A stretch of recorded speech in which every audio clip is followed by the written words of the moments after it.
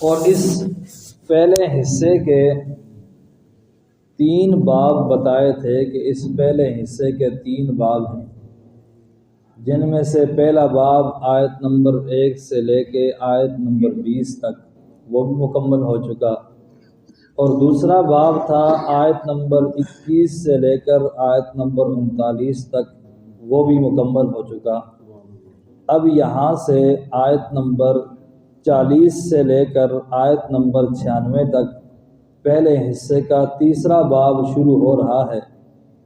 اس تیسرے باب کے اندر پہلی جو 7 آیات ہیں، یعنی آیت نمبر 40 سے لے کر آیت نمبر 47 تک، ان 7 آیات کو بطور تمہید اللہ تبارک و تعالی ذکر کر رہے ہیں، اور ان میں یہود کی 3 خباثتوں کا بیان فرمائیں گے کہ یہود کے اندر 3 طرح کی خباثتیں تھیں۔ ایک خباثت تو یہ تھی کہ وہ تحریف کرتے تھے، تورات کے اندر رد و بدل کیا کرتے تھے، اور دوسری ان کی خباثت یہ تھی وہ کتمان حق کیا کرتے تھے، حق کو چھپایا کرتے تھے، اور تیسری ان کی خباثت یہ بیان ہوگی کہ وہ ترک عمل، اعمال کو چھوڑتے تھے، عمل پورے نہیں کرتے تھے۔ اس کے مقابلے میں انہی آیات میں اس رکوع کے اندر اللہ تبارک و تعالی ایمان والوں کی 3 صفات کا ذکر کریں گے کہ ایمان والوں کی 3 صفتیں ہیں۔ نمبر 1 صبر سے کام لیتے ہیں، نمبر 2 نماز ادا کرتے ہیں، اور نمبر 3 آخرت پر ایمان رکھتے ہیں۔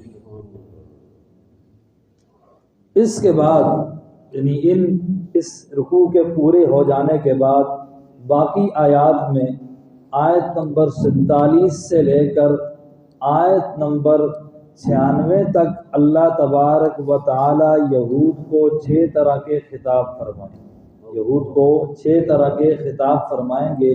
پہلا خطاب شروع ہوتا ہے آیت نمبر 47 سے لے کر آیت نمبر 62 تک۔ اس میں اللہ تبارک و تعالی یہود پر 8 نعمتوں کا ذکر فرمائیں گے اور 2 نقمتوں کا ذکر فرمائیں گے۔ نقمت بمعنی عذاب، یعنی 8 نعمتیں ان کو یاد دلائیں گے جو اللہ نے ان پر کی تھی، اور 2 عذاب جو اللہ نے ان پر نازل فرمائے تھے ان کا بیان فرمائیں گے۔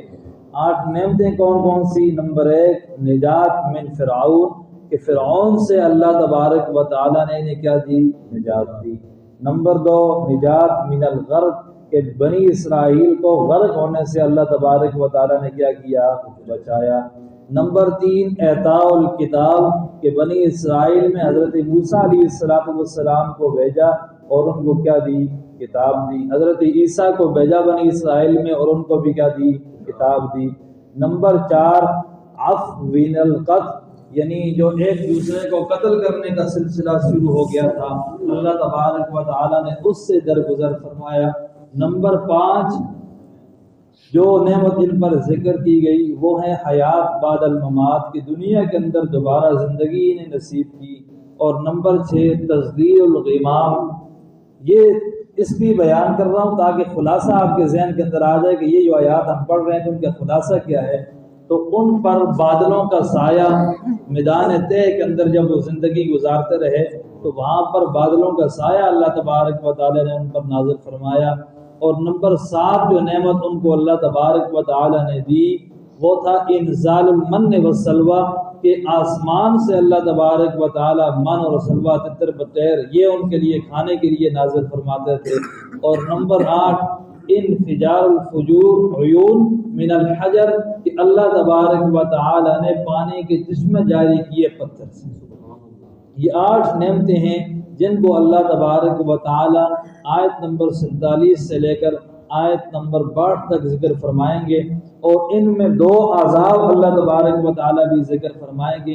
ایک عذاب تھا جو آسمان سے نازل ہوا رجزا من السماء، اور دوسرا عذاب جو ذلت اور مسکنت پر ان کو نازل ہوا کفر کی وجہ سے، ضربت علیہم الذلۃ والمسکنہ، یہ 2 عذاب ان کا بھی ذکر ہوگا۔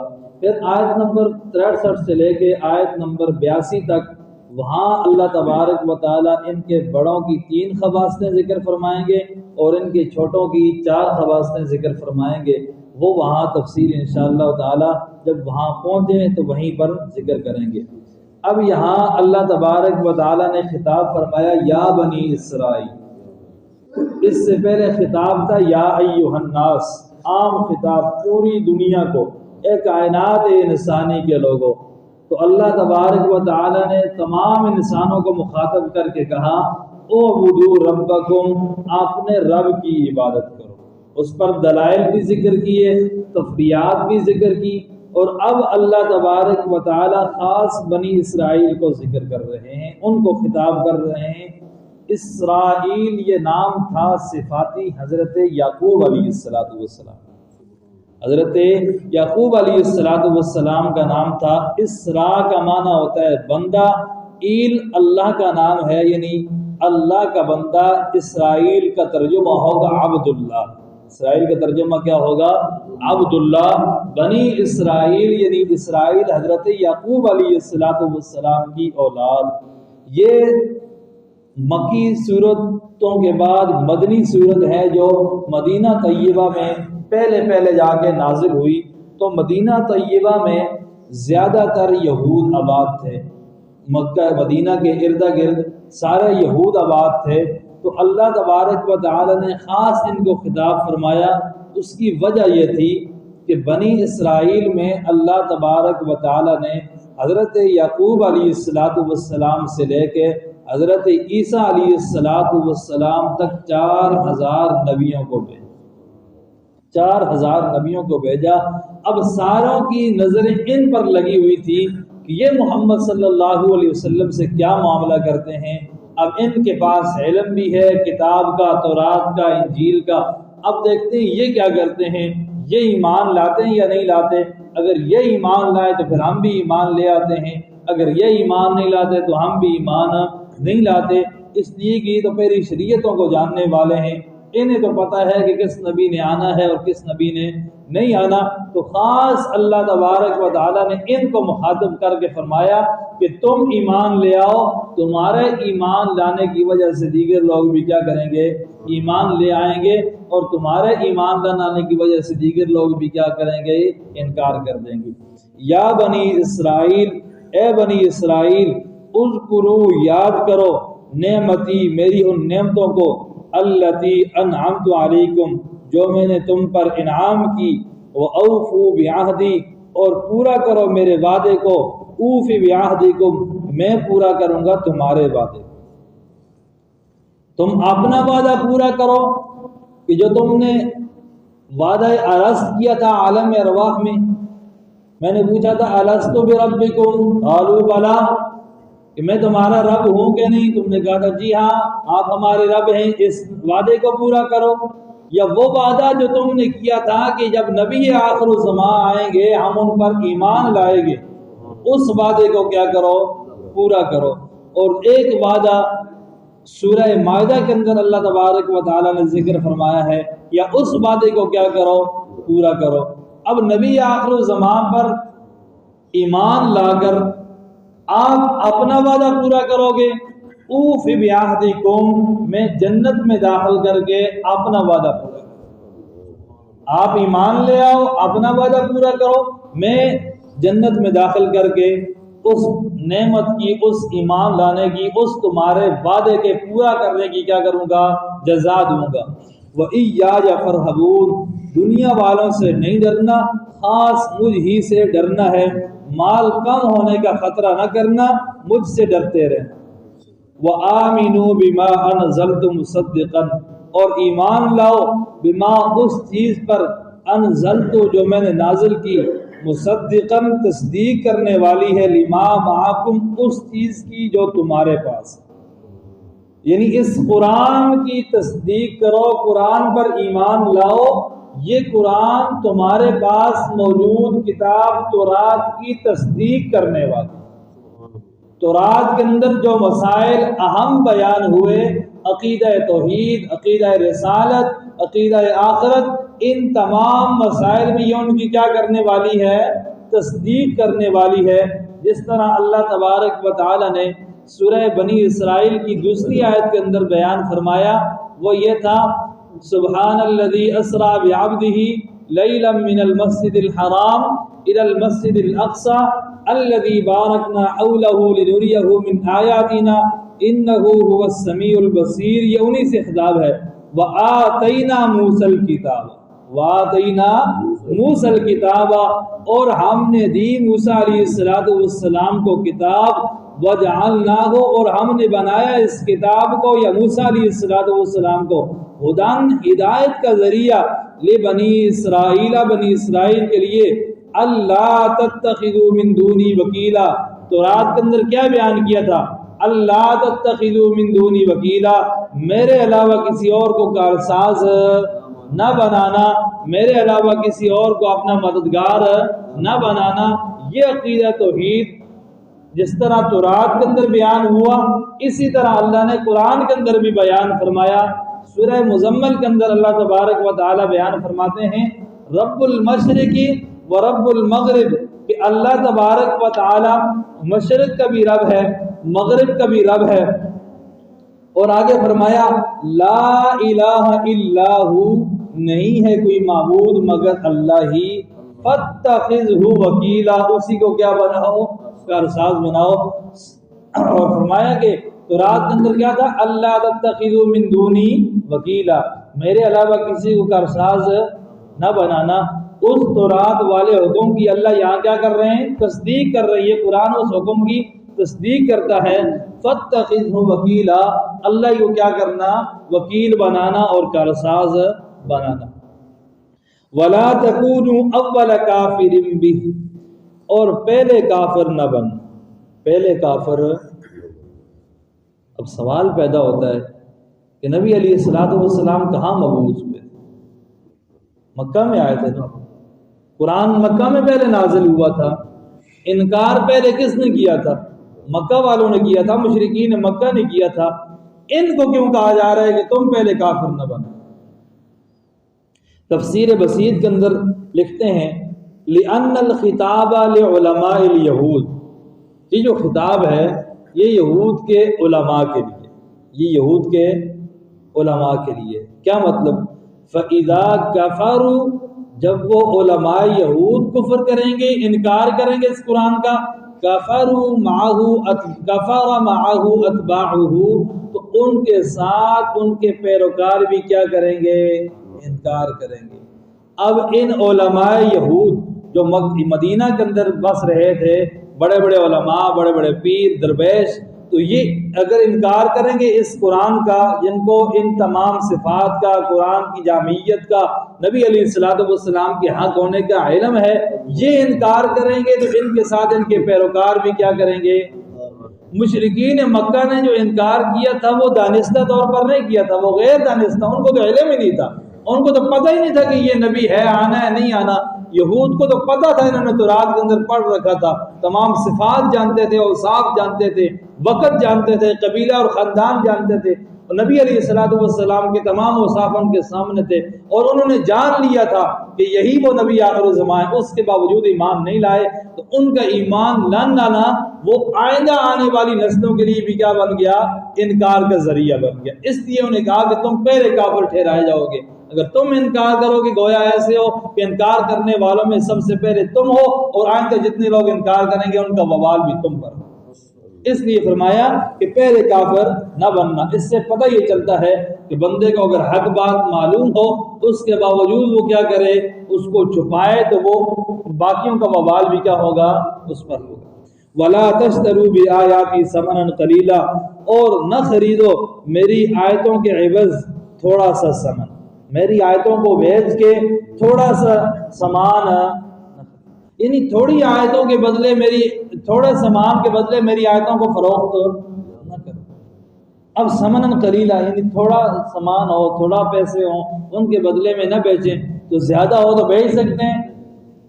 مطلب یہ ہے ثمناً قلیلا کیوں کہا؟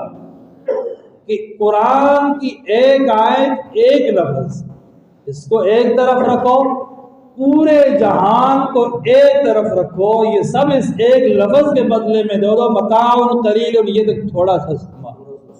قرآن کی آیت اور لفظ کے بدلے میں یہ کیا ہے؟ تھوڑا سا سامان ہے. تو تھوڑے سے سامان کے بدلے میں، اس دنیا کے بدلے میں اس قرآن کو نہ بیچو۔ وہ کیوں بیچتے تھے؟ وہ اس لیے بیچتے تھے، انہیں پتا تھا کہ اگر ہم اقرار کر دے دیں محمد رسول اللہ صلی اللہ علیہ وسلم کی ریاست سے، آپ کی رسالت کا، تو ہماری ریاست ختم ہو جانی، ہماری ریاست کیا ہو جانی ہے؟ ختم ہو جانی ہے، ہماری حکومت ختم ہو جانی ہے۔ جو لوگ ہم سے مسئلہ آ کے پوچھتے ہیں اور ہم ان کو مسئلہ بتانے کے پیسے لیتے ہیں، پیسے لے کر مسئلہ بتاتے ہیں، غلط فتوے ان کے شخصیات کے مطابق دیتے ہیں۔ جس طرح ہوتا تھا کہ بھائی کوئی امیر قتل کر کے آ گیا کہ بھائی اتنے پیسے دے دو جان چھڑا لو، اور کوئی غریب قتل کر کے آ گیا، یہ قرآن نے بیان کیا، کوئی غریب قتل کر کے آ گیا تو بھائی اس کو لٹاؤ اور اس کو کیا کرو، اس کے بدلے میں قتل کر دو۔ اب یہ غلط فتوے پیسے لے کر دیتے تھے، یہ نظر و نیاز جو چلتی تھی، تو یہ ساری کی ساری کیا ہو جانی تھی؟ بند ہو جانی تھی۔ اب یہ دنیاوی نفع ہے، تھوڑا سا نفع ہے، اس نفع کو ترجیح دیتے ہو تم کس پر؟ قرآن پر اور حق پر، تو اس نفع کو قرآن اور حق پر ترجیح نہ دو۔ یا تشترو سے مراد کیا ہوگی؟ ترجیح دینا ہوگی۔ اور یہ آج تک چلا آ رہا ہے، یہ کام آج تک چلا آ رہا ہے۔ آج بھی آپ کو کچھ ایسے ملیں گے جو آپ کو یہ تو بتائیں گے کہ فلاں کی نظر دو، فلاں کی نیاز دو، فلاں کے دربار پہ جا کے یہ کرو، یہ مرادیں پوری ہوں گی، یہ حاجتیں پوری ہوں گی، لیکن وہ کبھی قرآن کو کھول کر ان آیات کا واضح اور درس دیتے ہوئے نظر نہیں آئیں گے۔ وہ یہ نہیں بتائیں گے کہ غیر اللہ کی نظر و نیاز کو قرآن نے حرام کہا ہے، غیر اللہ کی پوجا کو قرآن نے حرام کہا ہے، غیر اللہ کے نام پہ صدقہ دینے کو قرآن نے حرام کہا ہے۔ یہ باتیں نہیں بتائیں گے، اس لیے کہ جب وہ غیر اللہ کو نہیں دیں گے تو ان کا پیٹ پوجا، اس کا معاملہ کس کی طرف جائے گا؟ تو اپنے پیٹ پوجا کی خاطر کیا کرتے ہیں؟ آج بھی قرآن کو اور حق کو چھپاتے ہیں۔ تو یہ ایسے قرآن اور حق کو چھپانا، یہ طرز کس کا تھا؟ یہود کا تھا۔ تو حق کو نہیں چھپانا چاہیے۔ وَإِيَّايَ فَاتَّقُونَ، اور مجھ ہی سے ڈرتے رہو۔ وَلَا تَلْبِسُوا الْحَقَّ، اور نہ ملاؤ حق کو بالباطل، باطل کے ساتھ، وَتَكْتُمُوا الْحَقَّ، اور حق کو نہ چھپاؤ، وَأَنْتُمْ تَعْلَمُونَ، حالانکہ تم کیا کرتے ہو؟ جانتے ہو۔ اب ان میں سے بعض لوگ ایسے تھے جن کو کچھ تھوڑا سا انہوں نے پہلے بتا دیا تھا کہ نبی آخر الزمان جو آئے گا اس کی یہ نشانیاں ہیں، تو اب ان کے اندر شکوک اور شبہات پیدا کرتے کہ وہ جو نشانیاں تھیں وہ ساری کی ساری اس پیغمبر صلی اللہ علیہ وسلم پر منطبق نہیں آ رہی، اس پر فٹ نہیں آ رہی، یا یہ شکوک اور شبہات ڈالتے تھے، حق کو باطل کے ساتھ اس طرح ملاتے تھے کہ یہ نبی صرف مکہ والوں کے لیے ہے، ہمارے لیے تو ہمیں موسیٰ علیہ السلام نے کہہ دیا تھا کہ آپ کے لیے تورات ہی کافی ہے، تورات کو تھامے رکھنا، ہمارے لیے تو وہ تورات ہی ہے، یہ صرف مکہ والوں کے لیے ہے یا ہمارے علاوہ کے لیے ہے۔ اس طرح حق کو باطل کے ساتھ ملاتے۔ وَتَكْتُمُوا الْحَقَّ، اور تمام وہ صفات جو تورات کے اندر جناب نبی کریم صلی اللہ علیہ وسلم کی بیان کی گئی تھی، وہ ساری کی ساری جاننے کے باوجود بھی انہیں کیا کرتے تھے؟ چھپاتے تھے۔ قرآن کہتا ہے اس حق کو نہ چھپاؤ، وَأَنْتُمْ تَعْلَمُونَ، حالانکہ تم ان صفات کو اور اس حق کو کیا کرتے ہو؟ جانتے ہو۔ وَأَقِيمُوا الصَّلَاةَ وَآتُوا الزَّكَاةَ، قائم کرو، نماز کرو، ادا کرو زکوٰۃ کو، وَارْكَعُوا مَعَ الرَّاكِعِينَ، اور رکوع کرو رکوع کرنے والوں کے ساتھ، رکوع کرو رکوع کرنے والوں کے ساتھ۔ اس سے مراد جماعت کی نماز ہے کہ جماعت والوں کے ساتھ اپنی نماز کیا کرو؟ ادا کرو۔ اب یہود تو کہتے ہوں گے کہ ہم نماز پڑھتے تھے، لیکن ایک بات ذہن میں رہے، یہود کی نماز کے اندر رکوع نہیں تھا، یہود کی نماز کے اندر رکوع نہیں تھا۔ اب وہ یہ کہیں گے کہ ہم اپنے گھروں میں نماز پڑھتے ہیں بھائی، تو ان سے یہ کہا جائے گا تم جو نماز پڑھتے ہو وہ بغیر رکوع والی ہے، یا رکوع والی نماز پڑھو جو امت محمدیہ صلی اللہ علیہ وسلم پر کیا کی گئی ہے؟ فرض کی گئی ہے۔ ان پر جو نماز تھی اس میں رکوع نہیں۔ اس طرح ان کا روزہ بھی تھا، اور پہلی امتوں کا بعض امتوں میں روزہ ایسا بھی تھا کہ پوری سال کا روزہ تھا، 6 مہینے کا روزہ تھا، تو اپنا اپنا طریقہ تھا، اپنی اپنی شریعت تھی۔ لیکن اب کیا کہا؟ وَارْكَعُوا مَعَ الرَّاكِعِينَ، رکوع کرو یعنی با جماعت نماز ادا کرو۔ أَتَأْمُرُونَ النَّاسَ بِالْبِرِّ، تم حکم دیتے ہو لوگوں کو نیکی کا، وَتَنْسَوْنَ أَنفُسَكُمْ، اور خود بھول جاتے ہو۔ تورات پر عمل کرنے کا حکم لوگوں کو تو دیتے ہو کہ تورات میں یہ حکم نازل ہوا، یہ حکم نازل ہوا، اور خود اپنے آپ کو کیا کر گئے؟ بھول گئے۔ لوگوں کو کہا نماز پڑھو اور خود نماز پڑھنا کبھی توفیق ہی نہیں ہوئی. لوگوں کو کہتے ہو صدقہ دو زکوٰۃ دو، لیکن خود کبھی زکوٰۃ اور صدقہ دینے کی توفیق نہیں ہوئی. وَأَنْتُمْ تَتْلُونَ الْكِتَابَ، حالانکہ تم پڑھتے ہو کتاب کو. أَفَلَا تَعْقِلُونَ، کیا تم عقل نہیں رکھتے؟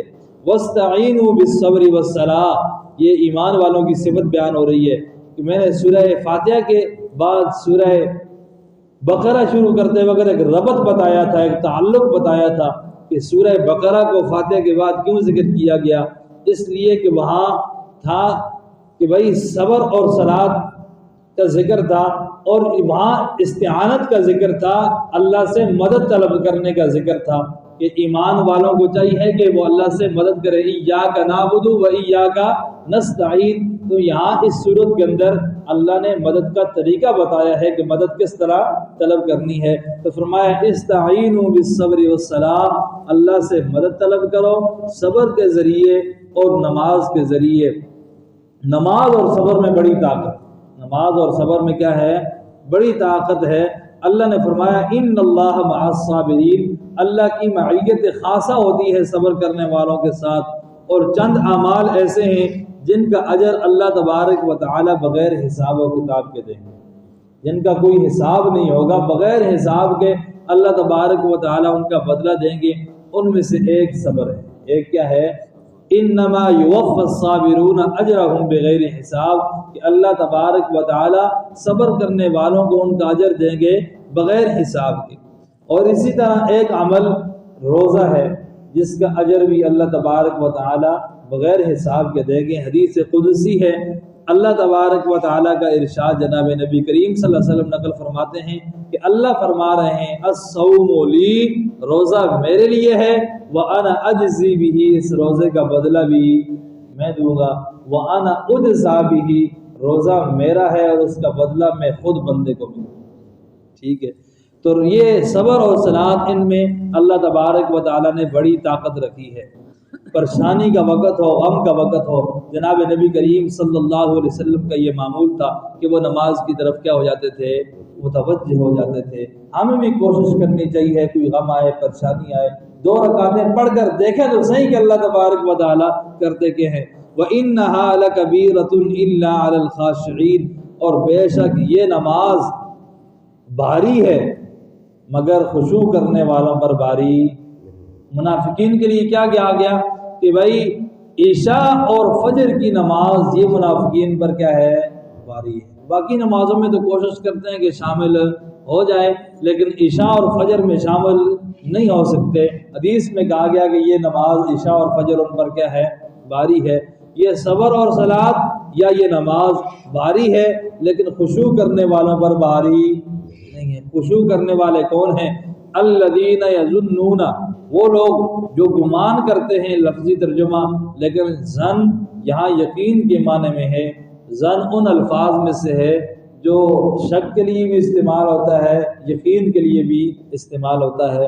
تو الذین یظنون، خاشعین وہ ہیں جو یقین رکھتے ہیں، انہم ملاقو ربہم، بے شک وہ ملیں گے اپنے رب سے، ملیں گے اپنے رب سے قیامت کے دن. وَأَنَّهُمْ إِلَيْهِ رَاجِعُونَ، اور اسی کی طرف کیا ہوں گے؟ لوٹیں گے. خاشعین کی تشریح کر دی کہ خاشعین وہ ہیں جو اپنے رب سے ملیں گے اور اسی کی طرف کیا ہوں گے؟ لوٹیں گے. اللہ تبارک و تعالی